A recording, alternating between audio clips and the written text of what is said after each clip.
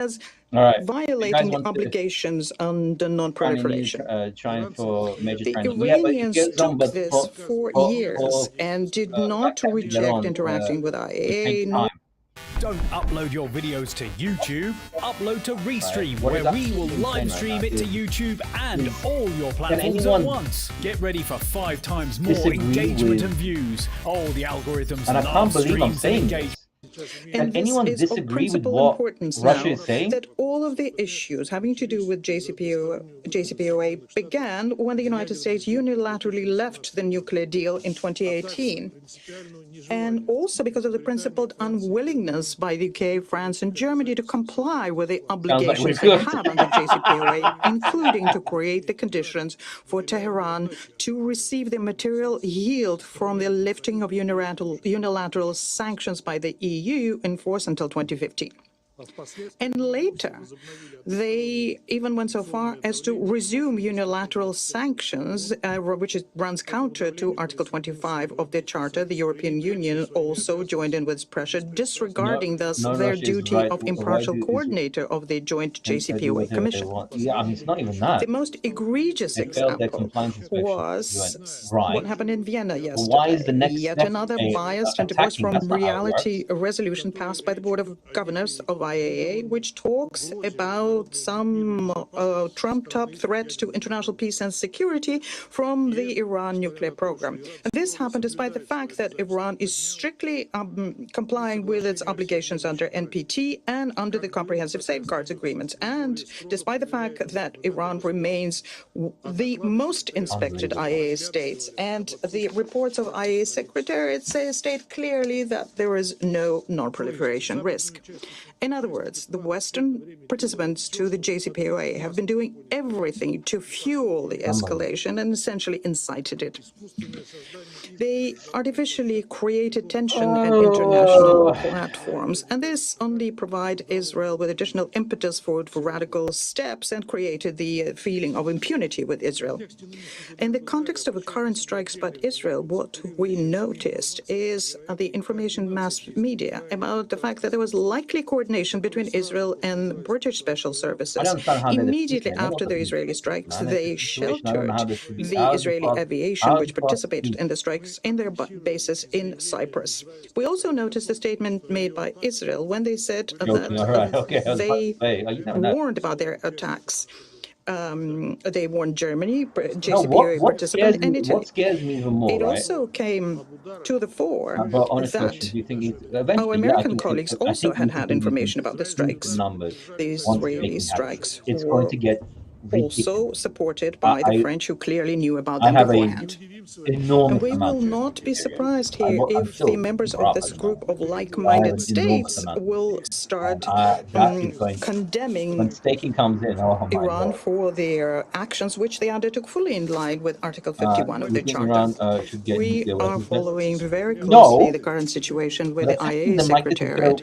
The life and health of its personnel has been threatened by the Israeli military adventure, and we expect that the Director General of the agency is going to provide us with objective assessment and analysis of developing the situation, including from the viewpoint of radiological consequences. Madam President, the unprovoked attacks against the territory of sovereign Iran, the targeted strikes on the peaceful nuclear facilities cannot be justified in any way. The international community cannot and should not stand idly by when such a provocation presents itself, and tolerating such actions is a sure way to large-scale war and a serious threat to global security. We're convinced that the Security Council has to provide an unequivocal legal and political assessment of what's been done by Israel, and also call for an immediate halt to any kind of pressure by force and for a rejection of practice of unilateral military steps.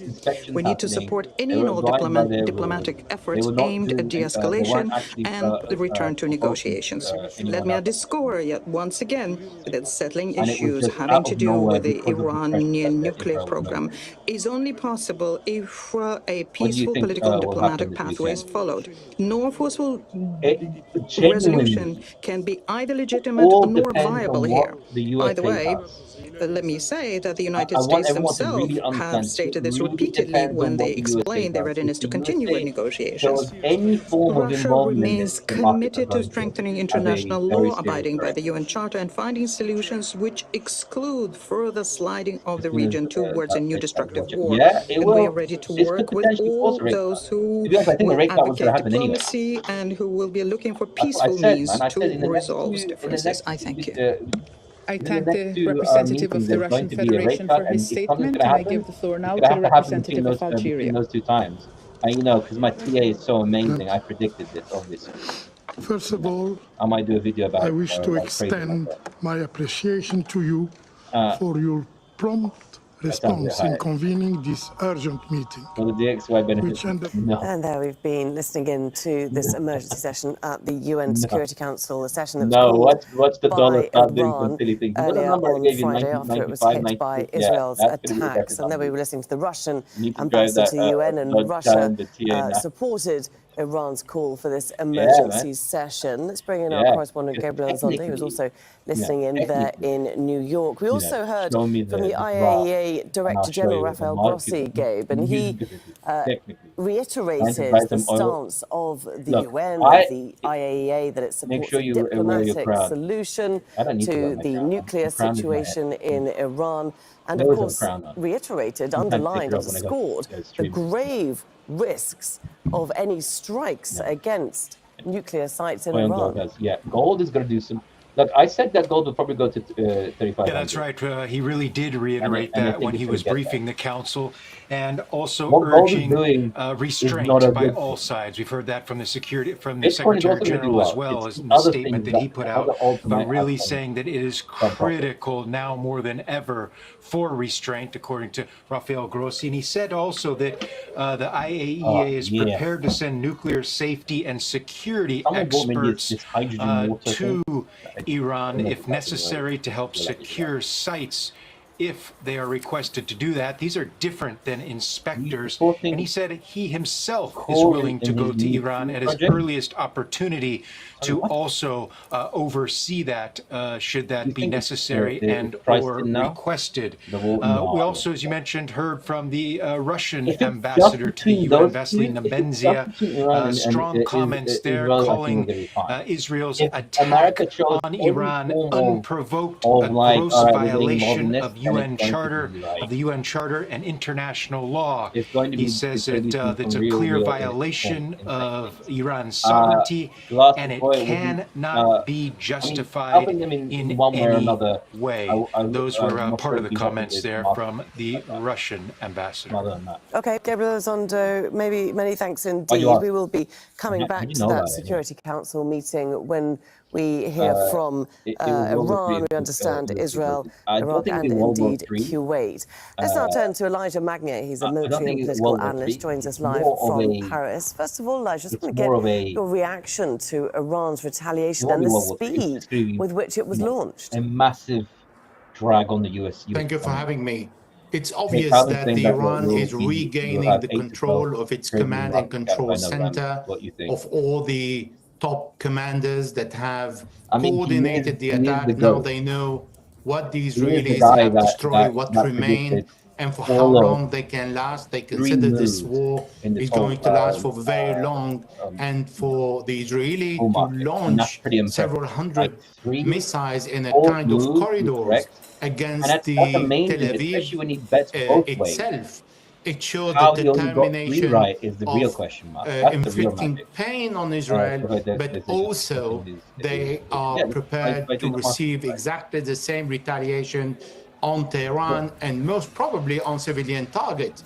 that is not unlikely to happen. Really? Therefore, it indicates how determined the Israelis are in this war and how determined are the Iranians to retaliate to the Israeli declaration of war on Iran. And obviously that the Iranians have learned how to bomb the objectives in Israel, as they have done the last time by sending several ballistic missiles. They've sent 150 and then 200 and then 300 in kind of corridors in specific locations and not dispersed all over Israel to make sure that the interception is really impossible to happen at a high rate. Another thing that I'm interested to hear from you about is the damage to Iran's military facilities, including its missile launchers, was extensive, not only in Friday morning strikes, but also in strikes back in last year, in April and in November last year. What are they using now to launch these missiles, these ballistic missiles, at Israel? I said it would look. I thought this thing would come down to the 100, Benjamin Netanyahu said that the Israelis were capable of making 300 ballistic missiles per month, which means that the Israelis have a lot of missiles. Secondly, the Iranian response today is very significant because every single province is responding, which means that we have so far 4 different provinces in Iran that responded and retaliated and attacked Israel, that to indicate that the Israeli bombardment of several missile sites or industry are not really crippling the Iranian missiles. And what Benjamin Netanyahu is saying, that he has destroyed the missile capability of Iran, or most of it. Well, what we are seeing falling on Tel Aviv doesn't really fit into what Benjamin Netanyahu is saying. Netanyahu has said that this attack that he launched on Iran was months in the making. What might it have involved? Volume profile. And you can actually well, what he did is he went through 3 objectives without mentioning them, but he did that a few minutes ago. The first objective, he spoke about the nuclear sites. So he said he wants to prevent Iran from having a nuclear weapon, which he failed because what he did is he bombarded only the surface of the Natanz nuclear facility, because Natanz is made of a large facility above the ground, but also under the ground. And he did not touch Fordo, that has the same function, that is in the middle of a mountain and really around 100 meters under the ground, and that is still working and can produce enriched uranium to 60% and even greater if the Iranian wants. The second objective, he went to Tabriz and hit the missile industry. So his second non-declared objective was to cripple the Iranian missile program. And the third objective that he announced just minutes ago is asking the Iranian population to rise against the regime. So that is really the ultimate objective that Benjamin Netanyahu is aiming for, without saying it, because he doesn't want to say, well, I failed in achieving my objective, like in Gaza, and it is to change the regime in Iran. So this is what he's aiming for and hoping for. And I think he misunderstood the Iranians. When they are under danger, they become together with solidarity, but not against one another, particularly when this is not Iran who started this war, but Israel. 96 and 97. Okay, that's Elijah Makir joining us there from Paris. Many thanks indeed. Let's now speak to Al senior political analyst, Marwan Bashar, also from Paris. So, Marwan, we've seen 2 waves of missiles launched from Iran towards Israel, some of them making impact, we believe, in Tel Aviv. Iran says this marks the start of its response. Do you think it also marks the end of it? Anymore, at least at this moment. No, you can. You know, we don't know. Things are changing so rapidly. The logic of this war is changing. They're amazing. And we don't know exactly what the end game is. Because one could assume that the stated goal is to destroy whatever Israel could destroy of Iran's nuclear program. there if has such to was be the decisions case, followed. There's not a. then it wouldn't I mean, be bombing also they scientists, knew that this was also going to happen. military leaders, Revolutionary Guard leaders, and so on and so forth within Iran, I which would is, highly of course, as recommend you you know, follow and is check leading to further escalation, including those scenes that we are watching now as out. Iran bombs Tel Aviv. So one Let's could wait. expect I'm on the certain wait and see that to escalation happen. moving forward, depending on Sunday, the end game. I got a feeling Saturday might There's be a also bit been red. reports about Maybe. Israel's end game And then being Sunday, Donald Trump goes, far more there's a than the beautiful deal nuclear in program Iran. to actually I had a chat with contain him. and humiliate Good Iran guy. back into Everything's surrender. great. He's giving me A a third pay. possible scenario is good. regime change. Right. I had a That this talk is with only the beginning He also said of a things were good. continued Things were military good. humiliation of And then the Iran, National rally. coupled with economic But sanctions against Tehran, as well as They said a it's not sure in what way destabilization they help them. program within Yeah, the but that's what I country mean. in What I order mean to by allow for no a way, change really, of yeah, regime. really, Of there are course, people as you know, who the know what they're Israelis the talking about. past It's amazing. 24 months have made such What I would threats. say Except is that, now that they are in the logic right of now, war, any one of these scenarios could be the end game, or all right three of now, them we are in could be the end game. To that point, precarious Marwan, there's something I situation, noted and down just trying in the to last trade half this hour or is so that I really, saw really hard. Netanyahu had said Love it when in you talk like a this, talk speech like earlier this. to the What am I talking Israelis. like? He said, We have I speak to this the guy, Iranian people, I am with you, you know the this guy Israeli better than my people wife. are with you. Which guy? What can we read into that? You talking about me? You That should know exactly me better goes to than the your wife, logic man. that he thinks there's room for change of Oh, regime. the orange man. I was about to say. If you remember just a few months ago, that's though despite his yeah, that man surely means him. Yeah, unwillingness to I hope admit so. it, I hope it clearly means him. there was a Dave, change of orange regime man. in All right, cool. Syria, right? Certainly there was a movement within the country. It wasn't exactly say, encouraged like, or you're in directed or blessed by Israel, restaurant. but clearly what Israel did before that, including attacks Come on on, bro. Syria and weakening Hezbollah, No. certainly I don't contributed know, to man. that. I There's get no some weird doubt. people come into my life. So I think It's crazy. I Netanyahu haven't thinks there got is one. room You're for coping, bro. regime change. In You're fact, as looking you around. know, Look at your he's face. been You know, promoting regime change now for as long as he's been in government, have since the 1990s. you can have ice He cream Sunday. testified to Apparently Congress a number of there's an ice times cream truck about that the every now necessity and of again regime change in the region. like, Problem with him, since he is the pathological liar we know him to be, every time he promised us to just change that regime and everything is going to be hunky-dory in the Middle East. Except that things have changed again and again. The Soviet Union fell, the PLO signed peace agreements, but things did not change. Not because the Middle East doesn't have problems, because the main problem is Israel itself. What do you make of the fact that so much of Israel, including relatively moderate voices who we'd expect to be critical of Netanyahu's aggressive nature in the region, most of these voices are silent in this, and most people in Israel are behind these attacks towards Iran. What's going to be happening, but it's a bit. This is one of those paradoxes that we see emerge also in the beginning of the Gaza war, or the war on Gaza, freaking me out. when most people wanted him out, because it's most people supported his genocidal policy in Gaza. What will happen next? It's a problem that Israelis have with Netanyahu. They love him and hate him. I'm sure they like what he stands for, guys, and so forth. Look at the graph. But they hate, his character, his manipulating animal, his instinct as a politician, his ambition, his continued lies, his manipulations, his arrogance, his continued smug, and so on and so forth.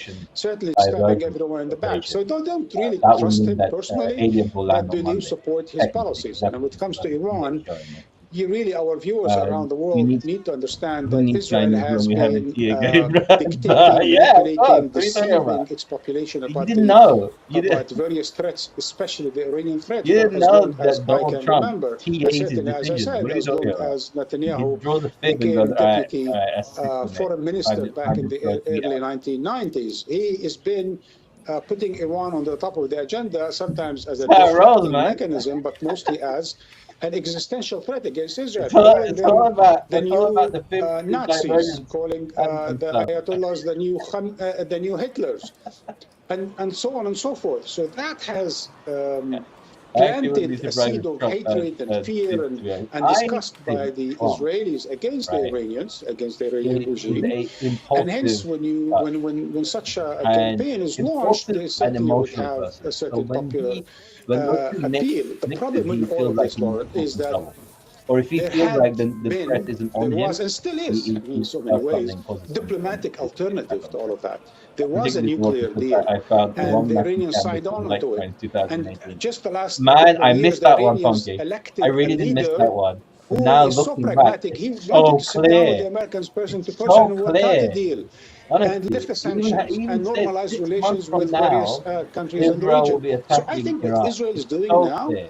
is not just And simply bombing the Iranian nuclear program, it's even bombing Hamas, the Iranian TA people admit moderation. it, but like, you know. Okay, that's Marwan Bashar joining us from Paris. Marwan, many thanks indeed. With the rivers, yeah. Well, earlier, Israel launched its deadliest and most far-reaching attack on Iran, targeting the command and control of its military and striking at the heart of its nuclear program. At least 78 people have been killed and hundreds more are injured in Tehran province alone. I mean, let me ask you this Apart question. from Tehran, the I'm attacks go as far west as Tabriz in central Iran and Shiraz in the south. Iran says it downed an Israeli drone near the Fordow nuclear facility. It's a genuine question. Israel hit and damaged Iran's largest uranium enrichment site, that's Natanz. Israel says it also attacked a facility near Isfahan. Because right now, let's take a closer look at how Israeli strikes wiped out most of Iran's military chain of command. Right now, that starts here with the elite Islamic Revolutionary Guard, which wields massive power and influence in Iran. The organization is divided into 8 branches. Now, its chief, Hossein Salami, second only to the supreme leader in Iran in military influence, is amongst those killed by Israel on Friday. The aerospace head, Amir Ali Hajizadi, has also been killed. Other top military generals killed include the Chief of Staff of the Armed Forces, Mohammad Bagheri, and the Deputy Commander, Gholam Ali Rashid. Israel also killed 6 nuclear scientists. They include Iran's former nuclear chief and several university professors, some of whom are not well known to the public. The wealthiest man in the world. Katya Lepez-Hodian has more on the developments so far. The multi-trillionaire Ayatollah. Israeli attacks across Iran mark an unprecedented escalation, with major cities hit, including the capital, Tehran. The target, Israel says, Iran's nuclear program. Dozens of strikes hit military and nuclear sites, including Iran's Natanz nuclear facility used for uranium enrichment. We must remember that the operation is at the beginning. Iran has capabilities and intentions, as we have already seen.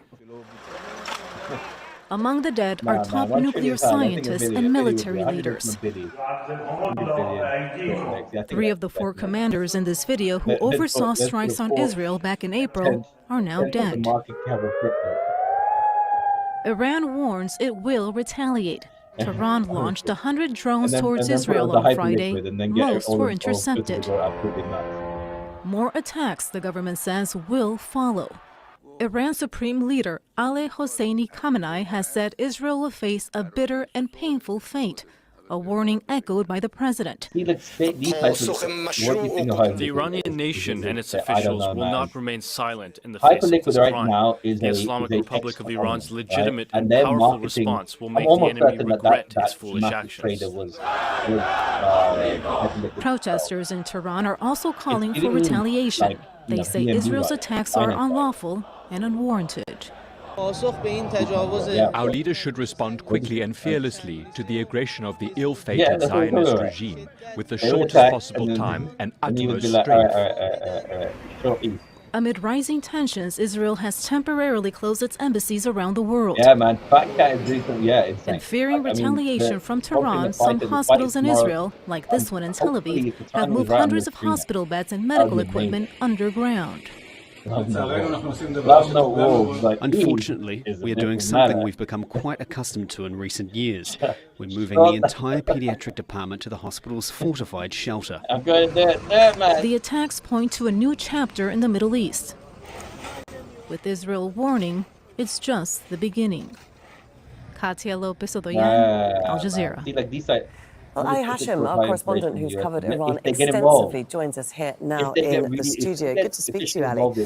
So what do we know has been hit just in the past hour or so in Tehran. We've been focusing a lot on these missile barrages on Tel Aviv, but just before that, we were speaking to our correspondent actually in Tehran. We were hearing explosions behind him. So do we know anything about those? Well, there have been several attacks in Tehran, in Isfahan, at least in the past hours. The Iranian army is saying they intercepted one of the planes, or at least hit one of the planes. We need to see. There are no independent sources to confirm this, but this is what they're saying.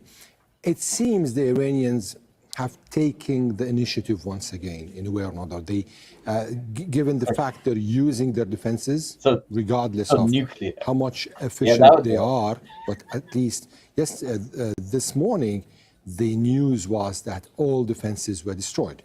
Now we're seeing defenses being used in Tehran, also in Tabriz. We saw pictures in Qom where a major nuclear facility was hit, Fordo.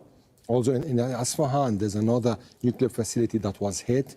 So I really what don't we're know seeing how, right now is waves and waves. I don't really like Israeli waves since early morning, and now we are seeing Iranian waves. And the Iranian wave started just after the Iranian Supreme Leader gave his speech and vowed to revenge. I mean, there's no doubt that they were taken by complete surprise this morning in these attacks, and they are now starting to calibrate their response. They have nuclear weapons. Well, the issue is that how are they taken by surprise when the Israelis have been talking about this strike for the past couple of days, like 48 hours? The Americans were warning them, the Omanis warned them. So, I mean, everyone was warning the Iranians, and they still thought that this is more of a psychological warfare.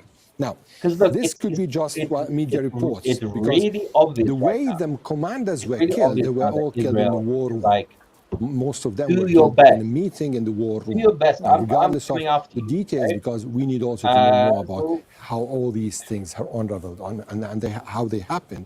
But it's clear that we are in the middle of a war, an unprecedented war in the Middle East. This is not anything like what we saw in April or in October when Iran attacked Israel in retaliation to the killing of a general in Damascus, or when Iran attacked Israel once again in retaliation to the killing of Ismail Haniyeh in Iran, or the killing of Hassan Nasrallah. Today, there's an act of war that Israel committed against Iran, like when these type of things actually destroying a lot of its defensive and nuclear facilities, killing the next top echelon of commanders and nuclear scientists.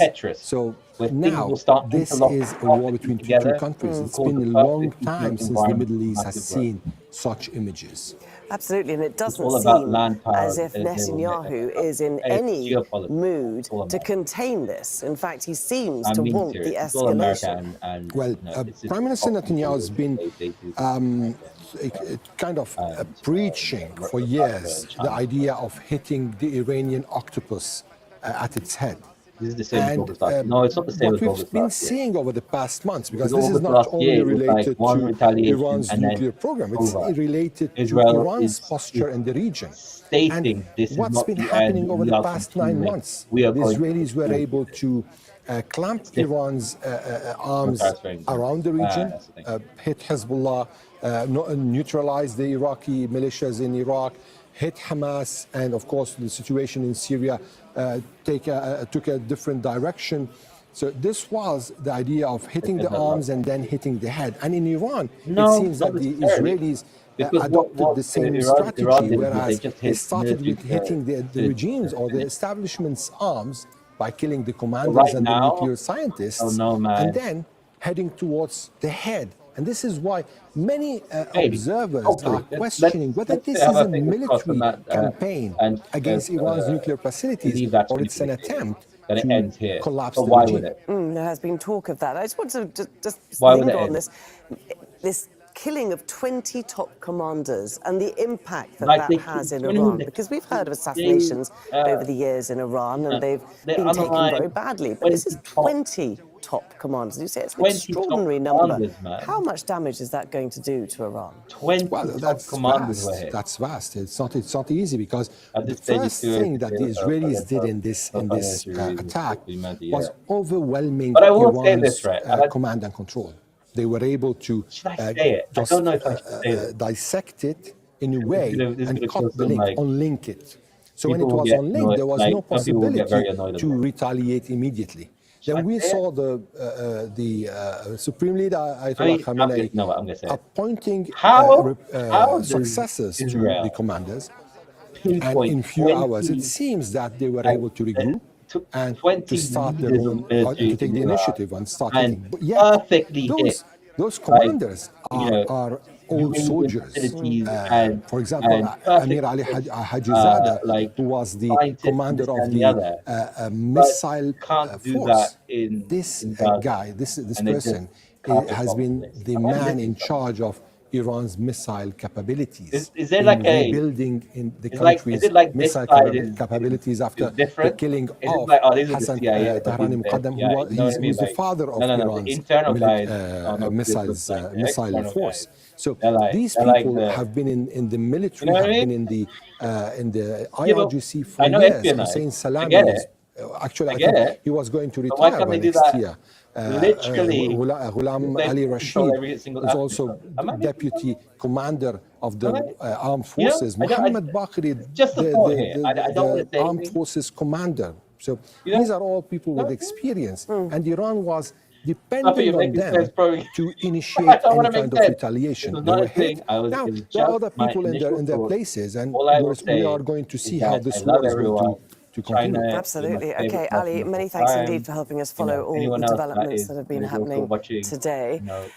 It's just gone 20 GMT. I'm Laura Kyle. You're watching Al Jazeera's continuing coverage of a major escalation in the Middle East. You know what I mean? Yeah. Iran responds to Israel's unprecedented attack. Tehran launches hundreds of ballistic missiles, some of them hitting Tel Aviv. In an address to the nation, Iran's Supreme Leader Ayatollah Ali Khamenei accuses Israel of initiating a war and warns of grave consequences.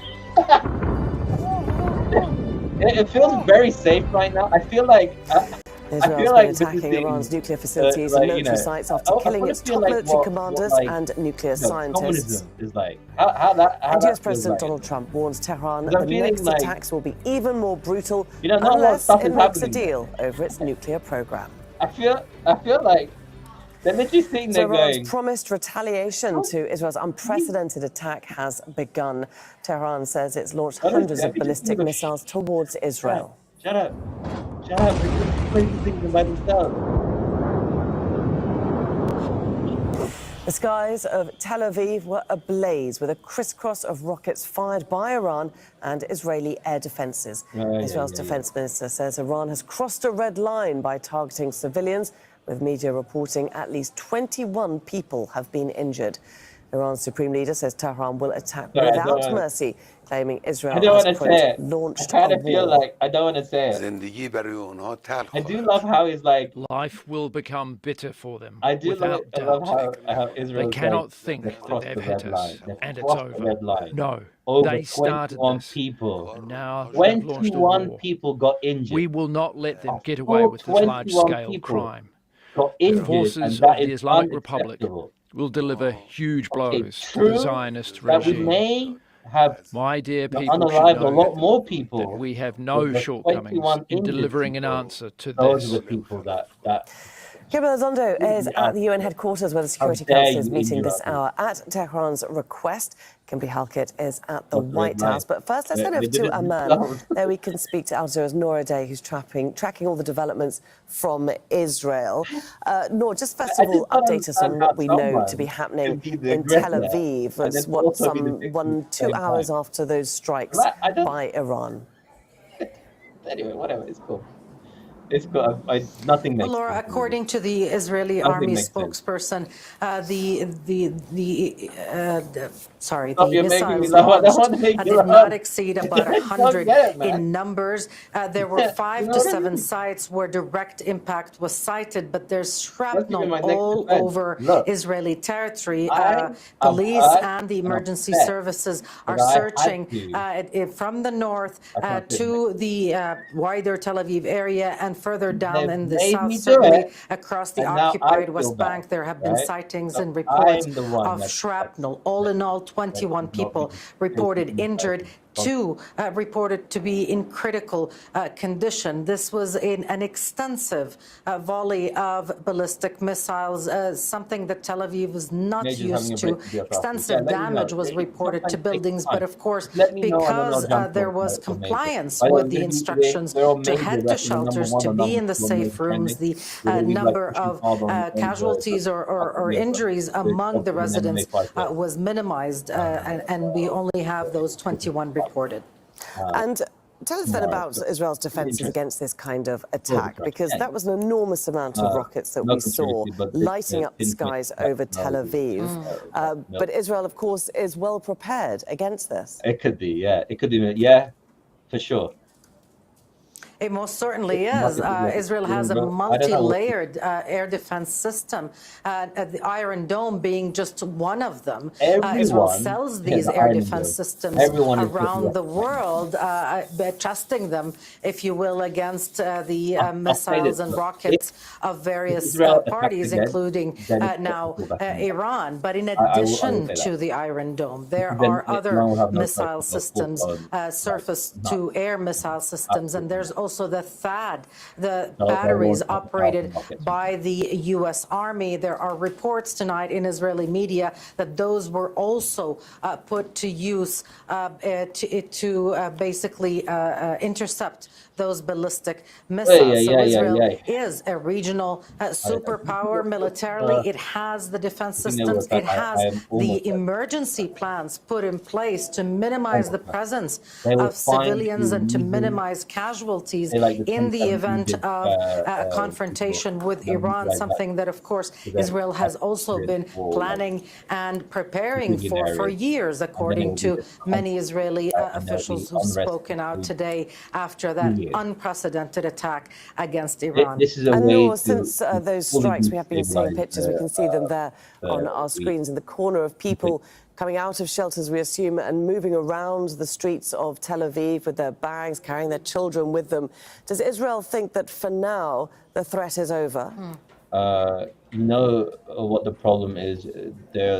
Yeah, for now, people have been told to stay close, but that they don't have to be in shelters. Psychologically, though, Laura, the sight of damaged buildings, of emergency service providers trying to get people out of those buildings and out of the shelters, this is quite powerful for the Israeli public. Tel Aviv is thought of as the jewel, if you will, among the cities in Israel, politically and economically significant, and it is not used to this kind of military confrontation. There is disparity even in the confrontation between Israel and Iran, Israel having superior capabilities, but nothing really similar to this, at least according to the reports of Israeli media tonight, that people had experienced before. The intensity of the fire, the number of missiles, the kind of explosions that they saw, the impacts, the effect on the buildings.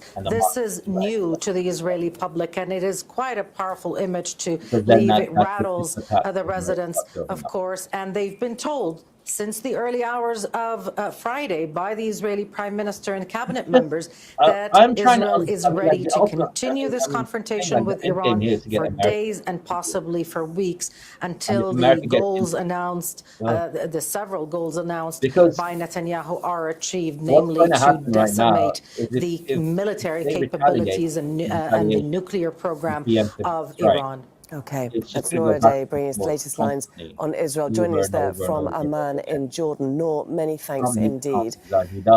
Well, Saudi Crown Prince Mohammed bin Salman and US President Donald Trump have held a phone call discussing the ongoing situation. The two leaders have stressed the importance of restraint, of de-escalation and of resolving all disputes through diplomatic means to achieve stability in the Middle East. Let's bring in our correspondent at the White House, Kimberly Halkett, joining us also from Washington, D.C. Kimberly, one phone call there to the Saudis that Donald Trump has made. Are we hearing of any others? We have not. We are still waiting to hear from the U.S. president with regard to his National Security Council meeting that has been held today. We know that included the Joint Chiefs of Staff as well as the Secretary of Defense. And the U.S. president himself has been the main messenger of much of what has been taking place since the strikes by Israel on Iran and now these retaliatory strikes. What we know is that the U.S. president has been monitoring all of this very closely, according to White House officials from the Situation Room. And he has also said that there is, Noor O'Day has reported, there is more to come. Speaking to American news media, the U.S. president saying that there is a lot more to come. And of course, we support Israel. And I can tell you that from my own intelligence sources, there is an expectation that this campaign by the Israelis will continue for several days. So what we know is thus far, the U.S. president believes that what has occurred was successful in his words. And of course, we know that there's also been a positioning of U.S. assets in the region in order to support the Israelis.